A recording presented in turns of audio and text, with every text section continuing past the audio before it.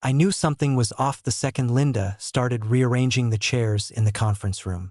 Not just the usual 2x2 boardroom feng shui either. No, she brought in an extra one right next to hers. One of those ergonomic mesh ones we're only supposed to order for managerial use.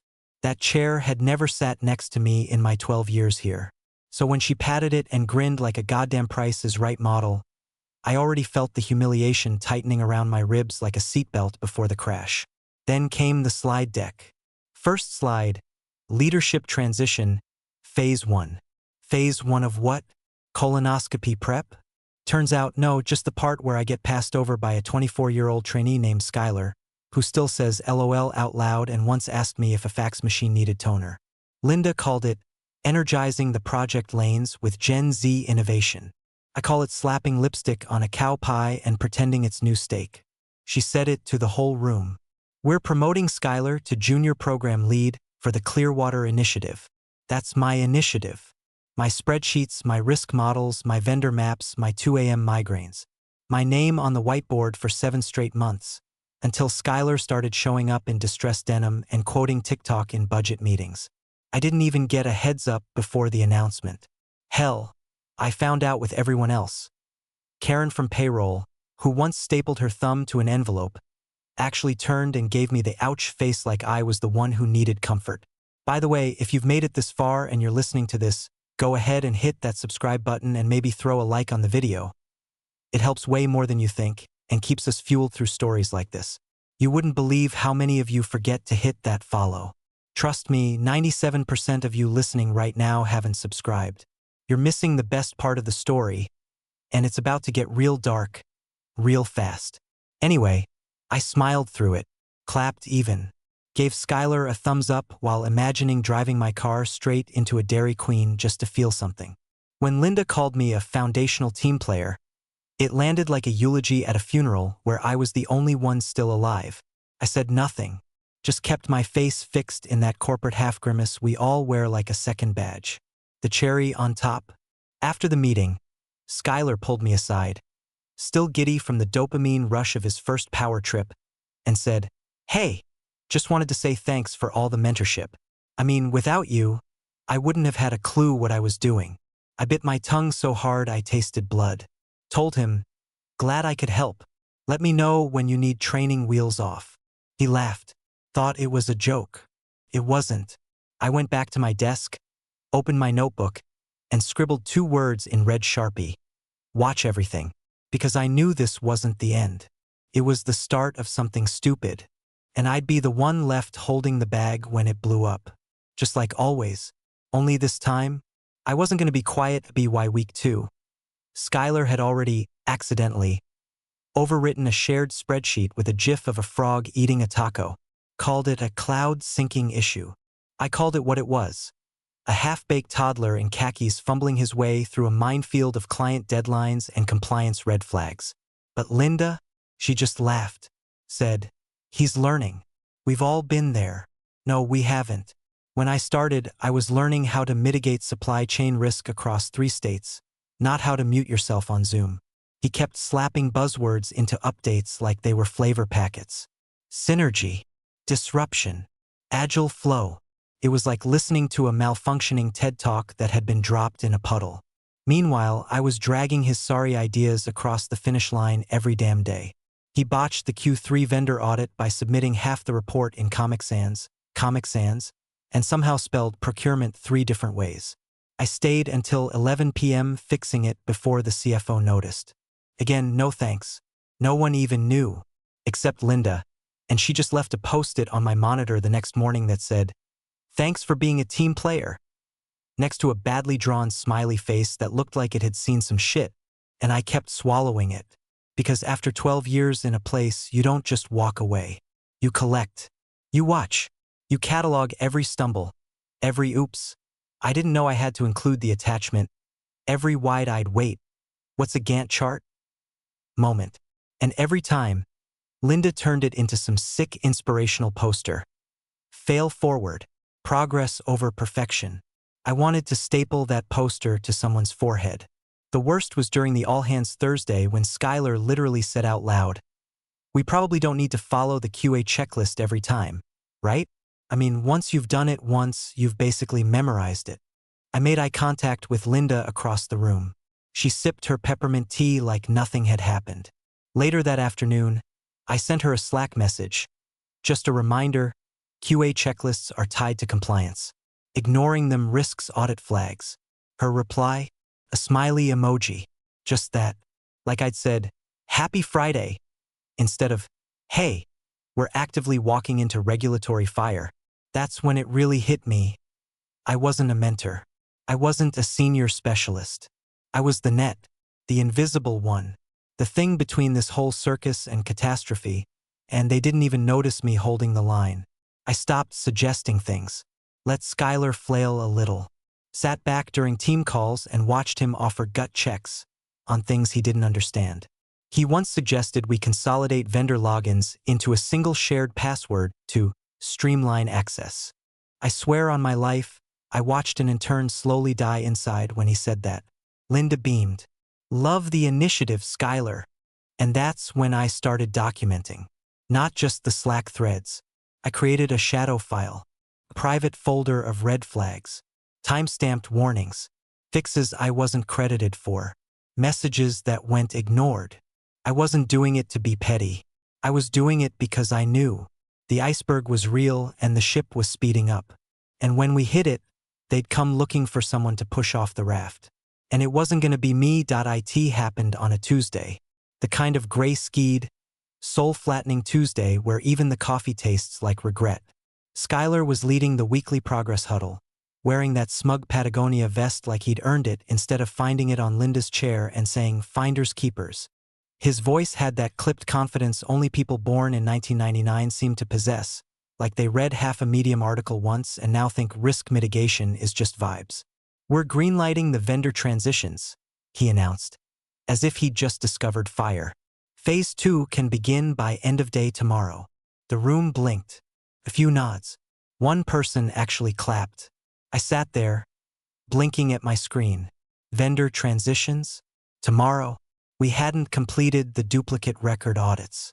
Hell, we hadn't even validated the API endpoints for the new system. One of the vendors still sent invoices in Excel files with macros that triggered Russian antivirus pop-ups. I flagged it last week. Skylar replied with a thumbs-up emoji and then forwarded a meme of a raccoon using a laptop. So I typed slowly, measured, clinical. Just confirming, have the QA checkpoints been reviewed against the compliance protocol for Phase 2? If not, we may want to pause the launch to avoid gaps in traceability. I hit send. No pings. No response. 10 minutes later, Linda messaged the group. "Thanks for the nudge, but we're feeling confident in Skylar's plan." "Great leadership, team." I didn't reply, didn't argue. Just clicked the little star next to my message and quietly added the thread to my shadow folder. The paper trail had officially begun. Because by then, I wasn't even angry. I was past it. The kind of bone-tired that doesn't shout or slam doors. The kind that looks at a burning building and thinks, well, it's warm at least. I knew what was coming. Not in some dramatic crystal ball way. Just logic. I knew that skipping vendor validation before a Phase 2 handoff was like painting over mold. You can pretend it's fine, right up until the entire wall collapses. Skylar didn't get that. And Linda? She didn't care to. So I did the only thing I could. I watched, documented, time-stamped, archived the exact moment the match hit the fuse. No alarms, no speeches, just that one Slack message. Polite, professional, buried under a pile of emoji high-fives and "awesome job" gifs. No one knew it then, but that message was the blade. Pressed quiet and flat under the table. Just waiting. The email came in at 6:42 a.m.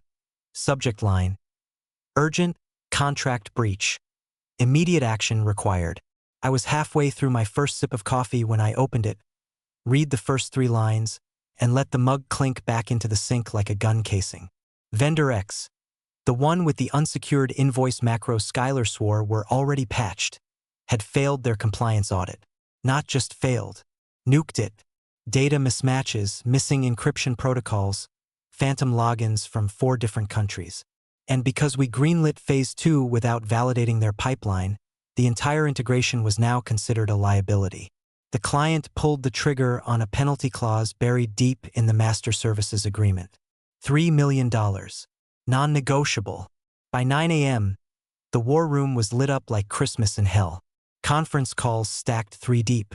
Legal shouting over procurement. Procurement blaming DevOps. Skylar? Silent. For once. He sat 2 chairs down from me, scrolling his phone like maybe Reddit would offer an escape hatch. Linda barked into her headset. We need to control the narrative. Do not send any external comms without review. Control the narrative? Honey, the narrative had already bled out across every damn dashboard in the company. The client was livid. The CFO kept pacing in and out of the room, mumbling numbers like they were confessions. And me? I sat there with my arms crossed, not smiling, not gloating, just watching the dominoes fall exactly where I knew they would. That Slack message I'd sent? Quiet, factual, ignored? It glowed in my memory like an exit sign over a locked door. They were scrambling to figure out who approved what. Compliance had no sign-off from Risk. Risk had no sign-off from IT. And somehow they were all looking at me. Because of course they were. The experienced one. The safe pair of hands. The she's-got-it-covered woman who had cleaned up so many messes that people stopped seeing the broom in her hand. At 11:13 a.m., Linda cornered me in the hallway with her, "I'm smiling, but I will cut you" face. "We need to stay unified," she said. "Don't go rogue in the postmortem, okay? This is a team issue." A team issue. That's rich. Where was the team when Skylar turned in a mock-up labeled Client Sexy Dashboard V2 Final? Where was the team when I flagged the vendor? When I questioned the timeline? When I was the only one left holding the QA checklist like it was a dead language? They didn't want unity. They wanted a scapegoat with enough experience to make the fall seem credible. And I could see it brewing already. Phrases like oversight gap, failure to escalate, lack of formal objection, all code for we're about to pin this on the lady who didn't scream loud enough. But I wasn't afraid. Not anymore. Because I didn't need to shout. I didn't need to protest or slam my hands on the table. I had the truth. I had the Slack message. Dated. Time-stamped. Professional. Ignored. It wasn't personal anymore. It was math. $3 million. One ignored warning. And a knife they were already sharpening for my back. Let M try.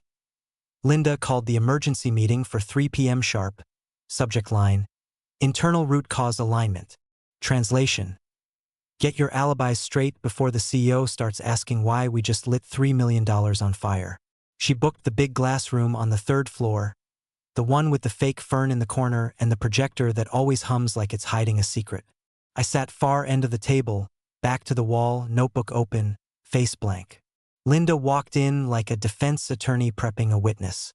She had notes, printed ones, color-coded, bullet-pointed, triple underlined where she needed to pivot the blame. Skylar shuffled in behind her, looking like a toddler after a grocery store tantrum, clutching a Red Bull like it was a life preserver. "Okay," Linda said, clasping her hands like she was about to lead a prayer circle. "First off, we're not here to point fingers. This is about learning and improving." She paused, just long enough to look right at me. "But we do need to understand how the review process fell through." She turned to the whiteboard, drew a neat little flowchart with arrows and boxes like bureaucracy was a coloring book. Then she circled one block, QA/risk review, underlined it, looked around the room like a magician waiting for applause after pulling a rabbit out of a trapdoor. "That's where things broke down," she said. "And that's where we need to re-examine ownership." I knew what was coming. I felt it in my chest before she said the words, like the air pressure dropped 3 degrees. We had a handoff to QA, and, correct me if I'm wrong, Rebecca was in charge of final checklist confirmation. No one corrected her. I didn't speak. Skylar wouldn't even look at me. Someone near the front, a newer PM, I think, shifted uncomfortably in their chair. Controlled rage doesn't look like fire. It looks like stillness. Like sitting so goddamn still the veins in your wrist stop pulsing. I stared at that stupid whiteboard flowchart, and in my mind, I could already see how they'd spin it. Rebecca should have pushed back. She didn't escalate. She should have flagged it more forcefully. But there it was, sitting quietly in the corner of our Slack workspace. My message. Just confirming, have the QA checkpoints been reviewed against the compliance protocol for Phase 2? If not, we may want to pause the launch to avoid gaps in traceability. Sent. Starred. Ignored. I had nothing to defend because the defense was already logged. Dated. Clear. Without emotion. Linda knew it too. That's why she never brought it up. She was betting on no one remembering. No one pulling receipts. No one risking their own hide to interrupt the convenient fiction she was laying down like a carpet of plausible deniability. I let her talk. I watched her lay each piece of the trap, thinking she was clever, thinking I was cornered.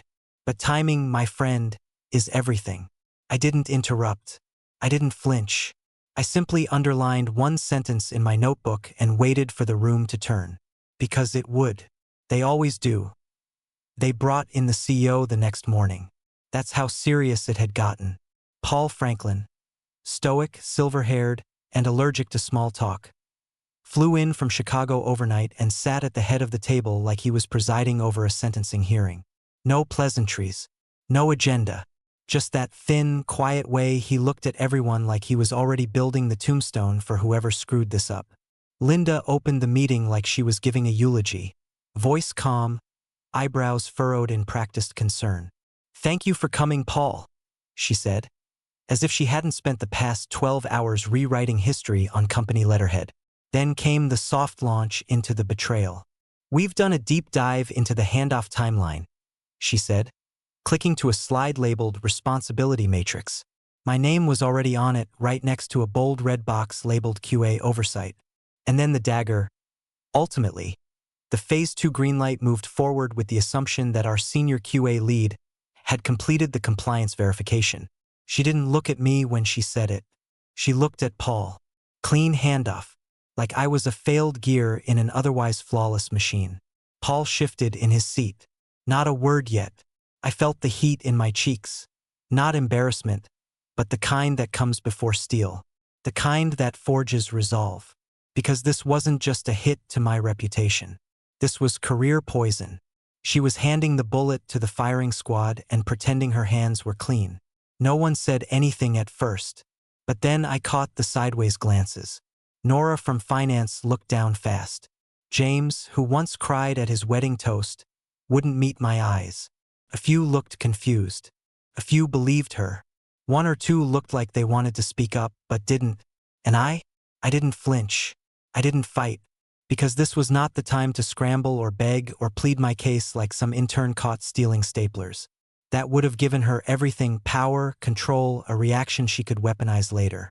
So instead, I breathed in. Cold. Even. I could feel the pulse in my neck, steady as a drum. Clicked my pen. Wrote 2 words in the corner of my notebook. Projector. Slack. Then I closed the notebook slowly and placed my hands flat on the table. Linda was still talking, circling her point like a hawk over roadkill. She kept saying things like, "should have reviewed," and "we assumed," and "historically consistent ownership." Phrases designed to make guilt feel inevitable. Paul finally spoke. "Rebecca." I looked at him. No blink. No panic. "Would you like to respond?" And I smiled. Not with joy. With precision. "No," I said. "But I would like to show you something." Then I reached for the HDMI cable. Paul's voice was low but razor-sharp. "Is this true, Rebecca?" I didn't answer. Not right away. Just opened my laptop, calm as sunrise. The room fell into that peculiar corporate hush. No footsteps. No phones. Just the distant hum of the HVAC and the slow turn of heads.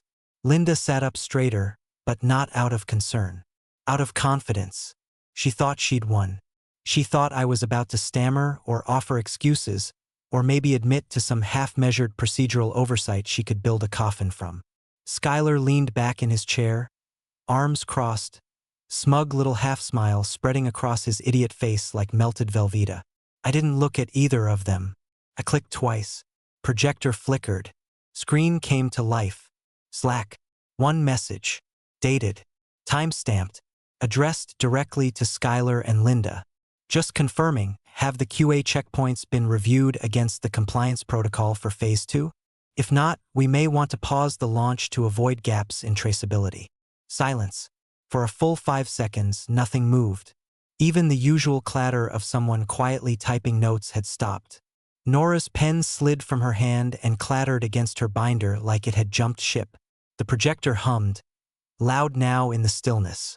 Then the whispers began. Quiet at first. Someone near the window leaned forward, whispering something that sounded like, "Wait, is that from before the rollout?" James cleared his throat. Linda didn't move. Paul leaned forward, elbows on the table, eyes narrowed. Not angry, not yet, but curious. Analyst mode engaged. You could practically hear the mental gears turning behind his glasses. Linda finally broke the quiet.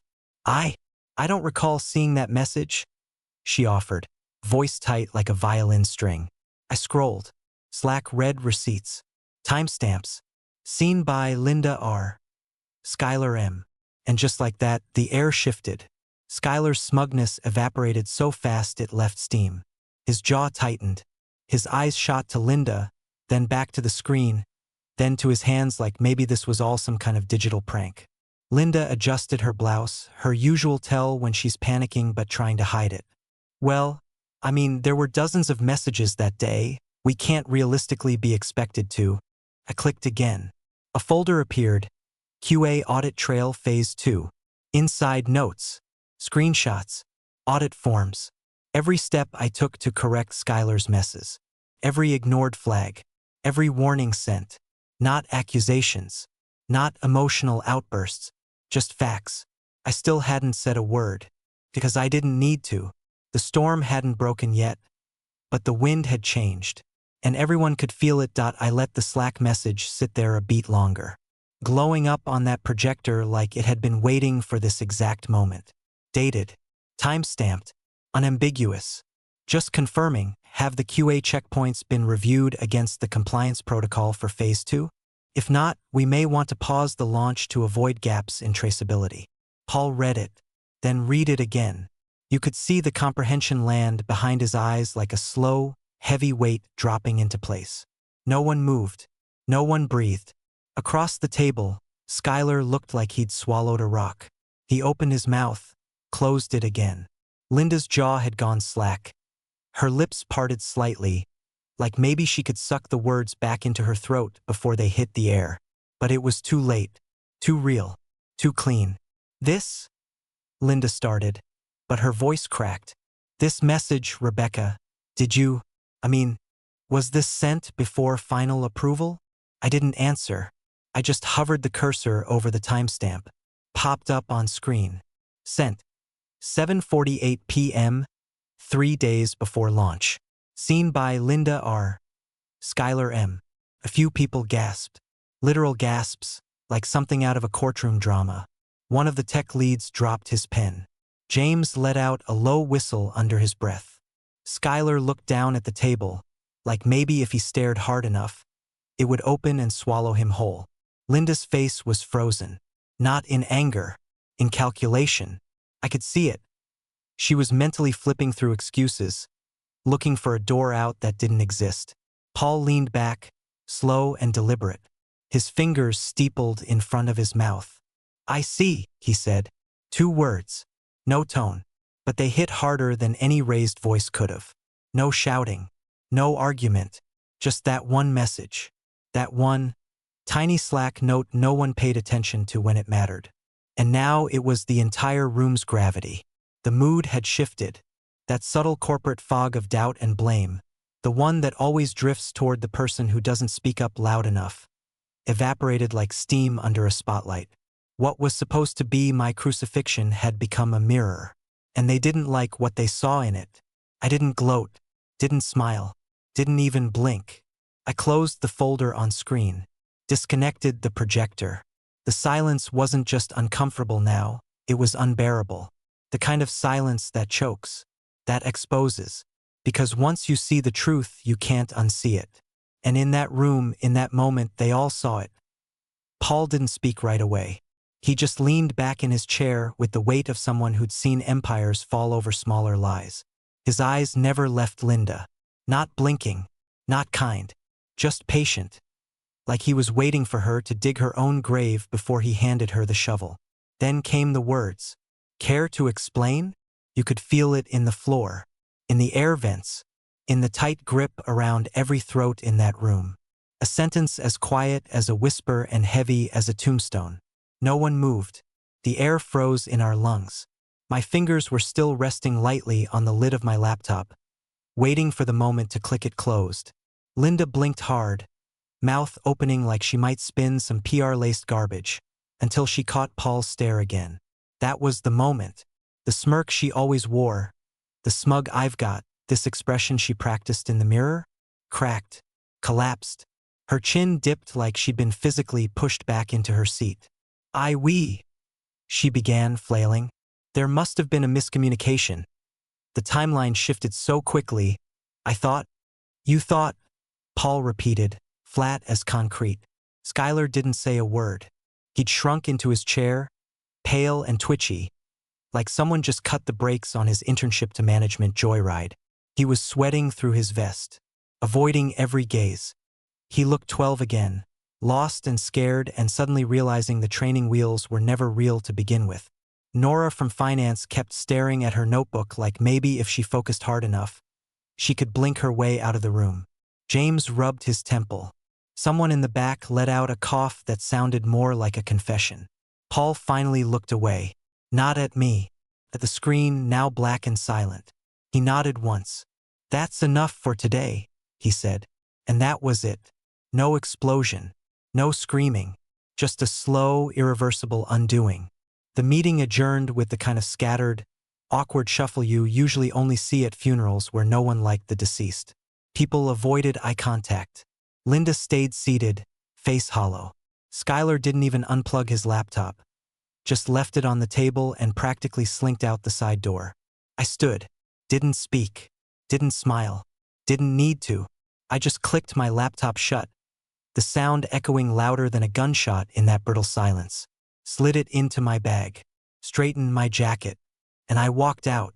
No one stopped me, no one dared, because everything they needed to know had already been said, in that one message. They thought I'd stay invisible. Turns out I only needed one message to be heard.